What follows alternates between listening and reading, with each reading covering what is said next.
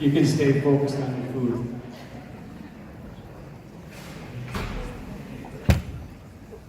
Good evening. I know what you're all thinking already. Who is this clown? Why is he talking? And why does he have a yellow shirt on? Well, he introduced my name already, but my name is Brian Kelsmeek, and I am your cross-country coach. I say your because it's been my prayer and my hope from day one that the Lord would use me in the service of you in some small way for the good of His church, for our school, for the parents, and for the kids that are and have been involved in cross country. Now the yellow shirt is dry wicking. I sweat like a banshee. So my hope is that I can stay a little dry and cool and not get my jacket dirty. Secondly, the kids know, I see a bunch of them back there, they're the hecklers. I always wear yellow on race day. And boy, does it feel like race day. Thanks to the boosters for inviting me to talk tonight. For a bit, the first thought when they asked me was, why me? I'm not comfortable up here. I like to fly under the radar. And my daughter said the same thing when she came home from school. When she saw my name on the flyer, she says, Dad, why? Why are you talking at this gala dinner? And I said, hello, your dad's famous.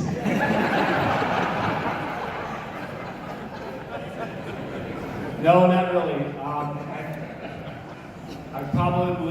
I would consider myself the least qualified coach here tonight to be speaking to you about anything. The only qualification I could think of was I seem to have the ability to motivate a whole bunch of 14 to 18-year-old kids work extremely hard at something that's extremely hard. My second thought was, obviously, I should talk something about cross country because that's why they asked me. But I was only given about 15 minutes to do that. And for those of you who know me very well, especially my wife these days, knows that once I start talking about cross country, I just can't stop. So I'm going to do my best to do that, keep it as short as I can. Really, though, the driving force tonight for me saying yes to this is the kids. I feel like if I have an opportunity to share what cross country does for kids and for our school with a few people that maybe don't know much about it, or anything about it for that matter, it's my duty to the kids as their coach to share those. Anyways, because every great speech has a theme or a title, and this is without a doubt going to be a great speech, I thought I should have one. And the best I could come up with is XC Blessings. Why? Because if there's one main thought or idea that I would like for you all to get out of this tonight, it's the idea or thought that how cross country, I believe, is a blessing to our school, to you as parents, to the kids, and for sure to the coaches.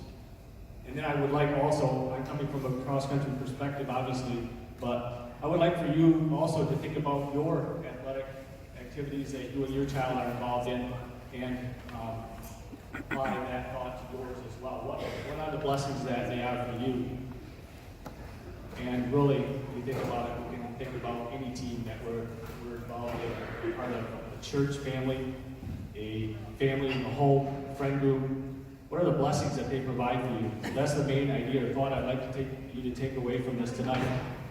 So with that theme, I'm going to try to portray that to you tonight, first by giving you some history on how cross country and its coaches got to where it is today. Second, I'm going to share some experiences with you from past teams and runners, and I'm going to conclude by encouraging us all that if we work together to create the right atmosphere and culture for our kids and to keep it all in the proper perspective, it will be a blessing to all of us. So first, some history. XC at CCHS goes back a ways. Someone had said maybe there was a book on the table here that my brother Tony had made on the history of cross country in high school. If that's still around, that's an interesting read. but it began in 1969. Hey, we got that trivia paper up? You might find some answers on there. It began in 1969, and it was started by Mr. D. Horhorn. He may have been a basketball coach too, I don't know. But from 1969 to 1980, teams were coached first by Mr. Horhorn and by Mr. C. Reitzman and Mr. H. Langrat. From 1981 to 1994, that's my years, somewhere in there, XC ceased to exist, and I was thinking that that was because of lack of interest. It was started up again in 1995 by Mr. Kevin Benningen, mostly for his basketball team. I believe that he did have some experience with Cross in high school and enjoyed that, but this was, I think the main goal was to get his basketball kids to run, to be in shape for basketball. I'm still not sure why he did that, because if anybody knows about cross country these days, that is not a good trade. 2.5 months of cross country training, 2-3 weeks of conditioning, it's not a good trade.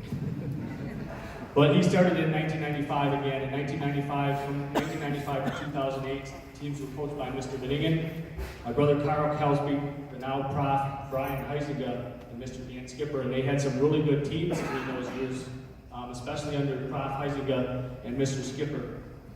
I promise you our teams would not be where they are today without those coaches and those teams. Not only did they start cross country in the first place and started back up again after it had taken a break, but I was introduced to cross country during those years because I didn't run. You heard that, and all my brothers and sisters ran, and so I went to some of those meets, and it hit me in the face immediately being at those meets. The atmosphere at a cross country meet is unique to any other sport, and it didn't take me long. I think I vividly remember saying to myself, being at one of those meets, this is cool, because of the atmosphere. I must take this opportunity to recognize the coach who restarted that cross country in 1995, and that is because he's the biggest influence on my life as a coach. I say coach. There's a lot of coaches that know all the X's and O's. And there's a lot of leaders that know all the X's and O's and all the ins and outs, but that doesn't make them a coach. He taught me what it was to be a coach. He was my basketball coach for 3 years, all 3 years of my high school experience. He taught me what a coach is, one who truly loves and cares about his athletes, one who gets them to work extremely hard to get the most out of the talents God has given them, and one who has a whole lot of fun doing it. Thanks, Coach Benningen. Love you. This brings me to when I started in 2009. 11 fast years ago, on a whim, I began coaching cross country at Covenant Christian. In high school and college, that's all I cared about was basketball. I ran a bit to stay in shape for that. I raced once in a while, and because my dad was a runner at that time, shout out to my hero, the man that I called Dad. Thanks, Dad. It also helped that my wife, Jen, #1 assistant coach, also enjoyed running in high school. She ran track, and she ran very well, I might add. Runner-up, state runner-up, 4x400 relay team.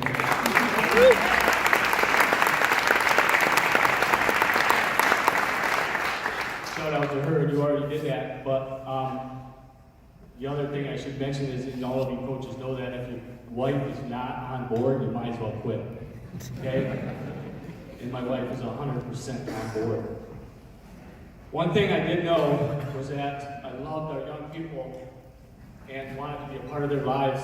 I wanted to be able to encourage them in their Christian walk based on past experiences.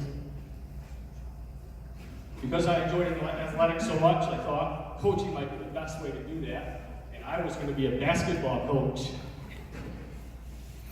After church, though, one Sunday, it was in the announcement that the cross country job had come open, and I was at dinner at my mom and dad's with my wife, and I said, "What do you think about that?" She said, "Sure." The next week, I applied, and I got the job. And I had no idea what I was doing or what I was getting into, and I don't think the school did either when they hired me. But you know what? I don't think they had any other options. I am now 100% sure that it was God's perfect plan that I be the cross-country coach in no other sport. I'm also 100% sure that I got the best coaching job in the world. I'll just narrow it down to the school for this one. The best coaching job in the school. And I hope that all the rest of you coaches feel the same way. Because remember, it's about the kids. So if you don't, you might want to think about stepping down. That first year I coached, I only had a few boys coming back and no girls. By the beginning of the year, I had begged 7 boys and 2 girls to run. Check out the trivia. 7 boys and 2 girls to run, and we finished that year with 7 boys and 5 girls, 2 full teams. And 11 years later, we consistently have about 60 plus kids running cross country each year. We had a lot of fun those first years. Chad Jessup this year reminded me of those first few years. We had a lot of fun. But we ran only for individual goals and PRs. PRs and crosses, those are big letters, personal records. We didn't compete at a very high level as a team. And that was because I was not a very good running coach. I tell Mr. Jessup and others, I probably made them worse. The next few years, our teams began to grow in numbers, and we began competing at a higher level for team accomplishments. Now, these last 5 years, we've had the privilege of taking one or the other team, boys or girls, to the state finals. They have qualified to run there at the state finals. And so it became our dream to one year go to the state finals with both teams. And this past year, there's a bunch of them back there. The kids made my dreams come true. And we were blessed to go for the first time in Covenant Christian history to the state finals with both boys and girls teams.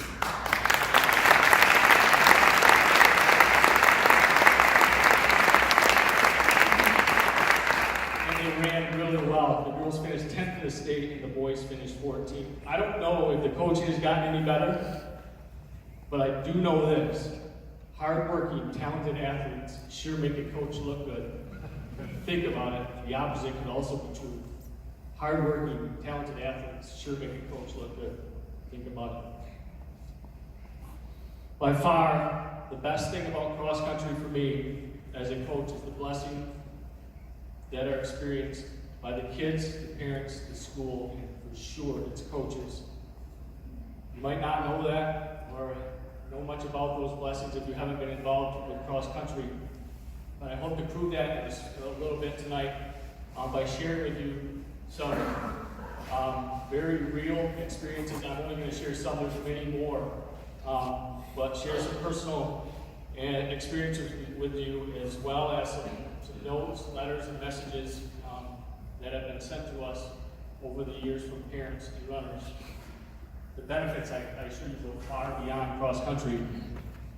And this is the first time I'm going to share any of these messages with anyone besides me and my wife. We're the only ones that have ever read them, so we should feel a little bit privileged.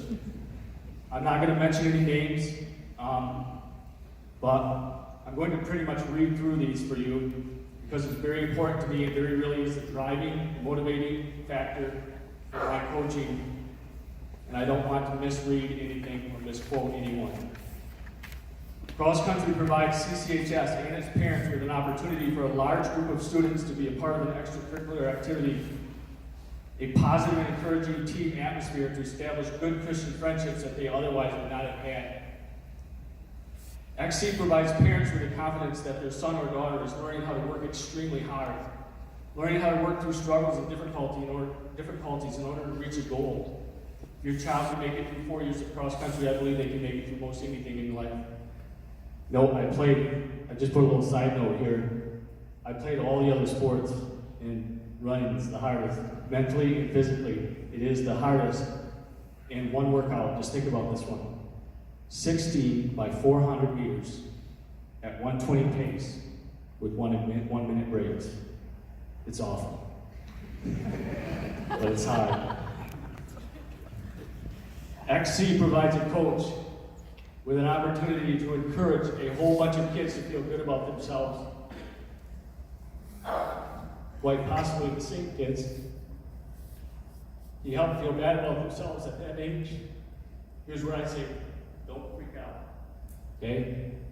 It happens all the time. I'm going to cry when you win. I'm going to cry when you don't win. I'm going to cry when you graduate. When you make confession of faith. And when you get married, so get used to it. Cross country gives a coach a chance to encourage a large group of young people in their Christian walk to not make the same mistakes he did, and in some ways, hopefully, be the exact opposite of him. A runner, quote, never doubt the effect you have on kids. Hebrews 13, verse 7. XC causes a young man or woman who once came home sad and down on themselves to come home with a smile on his face on what he had accomplished and the friends that he had made. A parent. XC has given our son so much needed confidence and given him a place where he feels welcomed and happy. XC takes a young man or woman who maybe had tried some athletics in grade school but never really felt involved much, or that they were a very important member of the team. It makes them feel extremely important, possibly one of the top runners, even a varsity runner, an all-state runner. A runner, quote, XC gave me a place to belong. I had never felt like a part of something until then. XC provides a young man or woman a sport they can succeed in that they may not otherwise have had. They may have loved other sports first. Their friends and family all played them and possibly even excelled in them, but these sports just never came easy to them. A parent. Our child has always been outshined by their siblings and team in terms of athletics. She has a ton of heart, but is not naturally athletic. Through XC, she has found a great team to be a part of.